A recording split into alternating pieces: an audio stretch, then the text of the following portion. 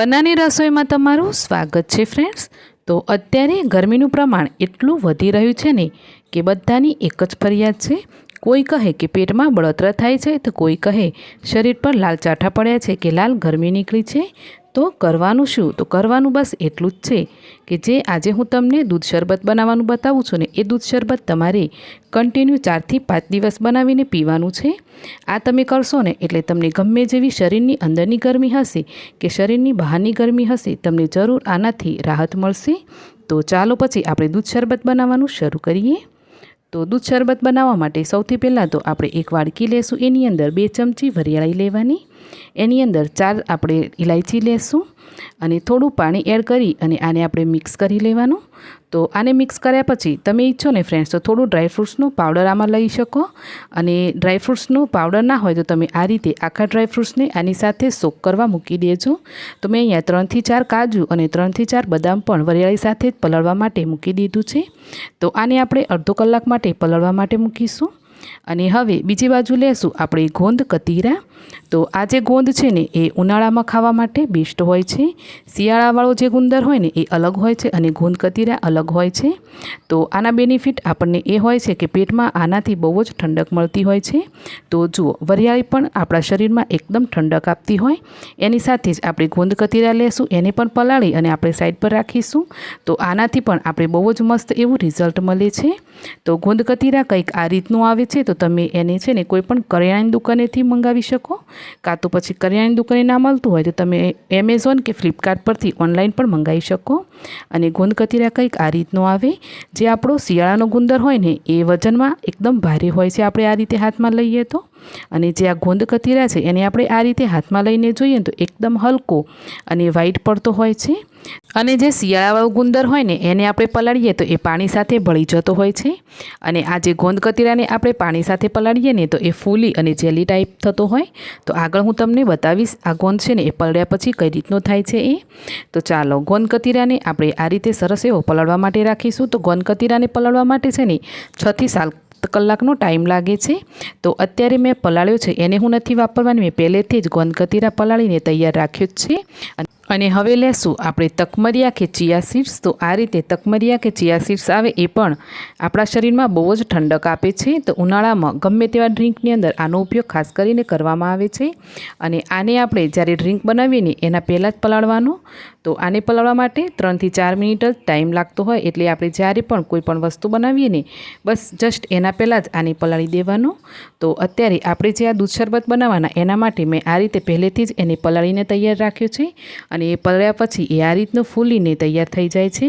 તો ચાલો, અહીંયા આપણી ઓલમોસ્ટ બધી જ તૈયારી થઈ ગઈ છે આપણું એકદમ ઠંડુ ઠંડુ ડ્રિંક બનાવવા માટે।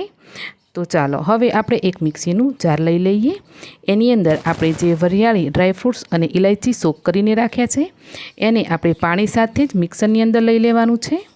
તો આને આપણે પીસી અને એકદમ સરસ એવી એની પેસ્ટ બનાવીને તૈયાર કરવાની છે। તો આપણે જેટલા પાણીની અંદર આને પલાળી દીધું ને બસ એટલા જ પાણીની અંદર આને પીસી લેવાનું, વધારે પાણી નથી લેવાનું, કેમ કે આપણે જે આ ડ્રિંક બનાવવાના એ દૂધથી બનાવવાના છીએ, એટલે વધારે પાણી એડ કરશો તો પછી કોઈ મતલબ નહીં રહે।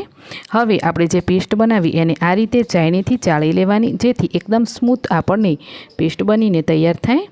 તો અહીંયા છે ને તમે નહીં ચાળો તો પણ ચાલે, પરંતુ આની અંદર છે ને આપણે જે વરિયાળી અને ઇલાયચી એડ કરી છે ને એના થોડા ઘણા રેશા રહેશે, એનાથી ડ્રિંક પીવામાં સારું નહીં લાગે, એટલે બની શકે ને તો આ રીતે સરસ દબાવી અને એને ચાળી લેવાનું। તો તમે જોઈ શકો છો ફ્રેન્ડ્સ કે આ રીતે ચાળ્યા પછી એકદમ સરસ એવું આપણું વરિયાળી ફ્લેવરનું આ શરબત માટે પેસ્ટ બનીને તૈયાર થઈ ગઈ છે।